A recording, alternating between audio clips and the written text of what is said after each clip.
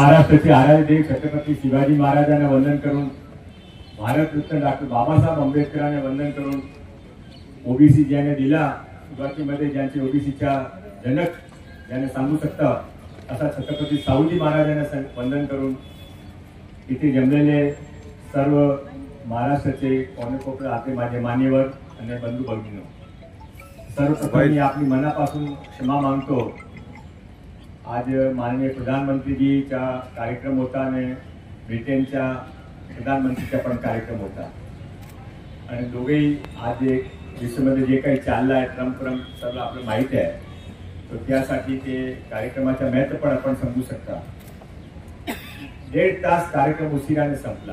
आम्ही सर्वजण मुख्यमंत्री सह बसले होते, आम्ही वाट पाहत होते की कधी मुख्यमंत्री साहेबांनी सांगितलं की प्रधानमंत्री जिथे आले की तुम्ही लगेच इथून निघा। तिथे सर्व कुणबी बांधव इथे जमलेले आहे आपले, आपण त्याविषयी बोलले असेल, त्यांना सर्व माहिती आहे की आपण इथे मोठी संख्येमध्ये जमलेले आहे, सकाळपासून जमलेले आहे, आपल्या मनामध्ये काय चाललं आहे ते पण माहित आहे आणि तुम्ही काही गैर नाही, तुम्ही आमचे जे आहे। हा सरकार जे आली आहे त्यामध्ये त्या सरकारच्या आणण्यामध्ये तुमचा मोठा सिंहाचा वाटा आहे, हे पण आम्ही सार्वजनिक अप्रोच करतो। आणि आता माननीय मुख्यमंत्रीजीने सांगितलं आहे की आपले जे मागपत्र आहे ते मला मागपत्राची कॉपी दिली आहे, ते मागपत्राची कॉपी घेऊन मी आता मुख्यमंत्री साहेबांकडे जाणार आहे। ब्रिटनचे प्रधानमंत्री आता मुंबईमध्ये आहे, ते रात्री उशिराने परत जाणार आहे, नाही तर मुख्यमंत्री स्वतः आपल्या आधीच भेटले असते।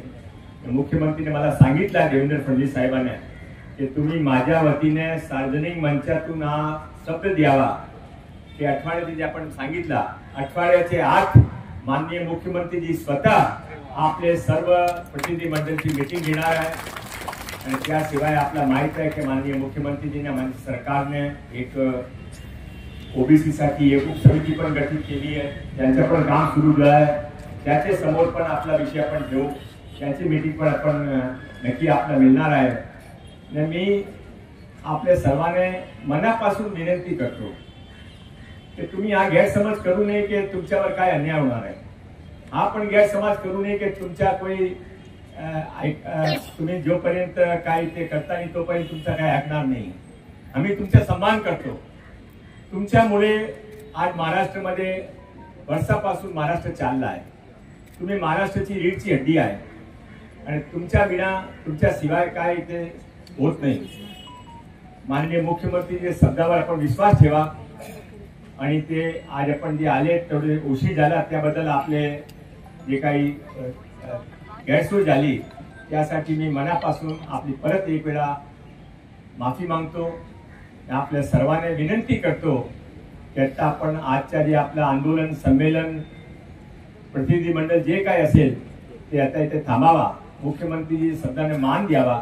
मी नाही आहे, मी त्यांच्या प्रतिनिधी स्वरूप इथे आलेलो आहे आणि ते माझ्या बरोबर ते आपले गावकर माझे विधानसभाचे त्यांना तुम्ही विचारा, मी कधी शेतकऱ्याच्या समानमध्ये कमी ठेवत नाही आणि माझे मुख्यमंत्री मला सांगितलं की तुम्ही तिथे जावा, त्याने भेटा, माझ्या वतीने त्याने घोषणा करावा, त्याने विनंती करावा की आता आज इथे संपवा आणि मी नंतर त्याने स्वतः भेटणार आहे, हा शब्द तुम्ही माझ्या वतीने त्या देवा।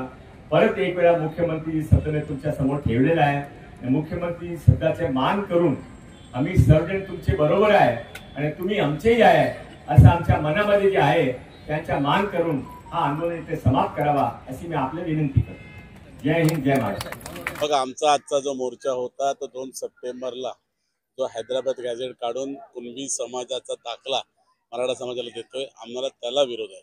मराठा समाजाला आरक्षण द्यावं, त्यांना काय मोबदला द्यावा, त्याला आमचा विरोध अजिबात नाही, पण कुणबी समाजामध्ये जे त्यांना आरक्षण दिलं जातंय त्याला आमचा उपविरोध आहे आणि तो जी रद्द करावा। म्हणून हा प्युअर कुणबी समाज जो 100% कुणबी आहे, हा कुणबी समाज आवाज, कारण ह्या कुणबी समाज आल्यानंतर आज आम्ही ओबीसी मध्ये मोडतो आणि ओबीसी मध्ये 346 जाती आहेत, त्यात जर हा समाज पुन्हा आला तर आमच्या वाट्याला काय येणार नाही।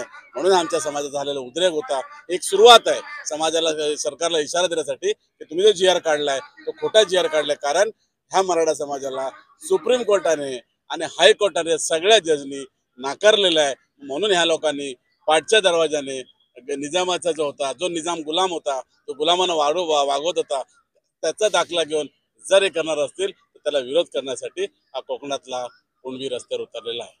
मंत्री महोदय आले, त्यांनी काय आश्वासन दिलं? त्याने आम्हाला आश्वासन दिलं की तुमच्यावर कोणताही अन्याय होणार नाही. मुख्यमंत्र्यांच्या वतीने ते आले होते, त्याने आमचं निवेदन स्वीकारलेलं आहे. त्यांनी स्पष्ट सांगितलं की आमचं तुमच्यावर लक्ष आहे. तुमची 2 दिवसामध्ये 8 दिवसामध्ये आम्ही मुख्यमंत्र्यांबरोबर मिटिंग घालवतो. ओबीसीची जी नवीन टीम जे तयार केली, संघटना काय केलेली मंत्र्यांची, त्यांच्याशी बैठक घालून देतो आणि तुमच्या प्रश्नावर आम्ही 100% चर्चा करू आणि तुम्हाला न्याय देऊ असं आम्हाला आश्वासन दिलं. ज्या पद्धतीने शासनाने 2 सप्टेंबरचा JR काढून मराठा समाजाला कुणबी दाखले देण्याचा निर्णय घेतला होता, हा निर्णय खरं म्हणजे चुकीचा निर्णय होता.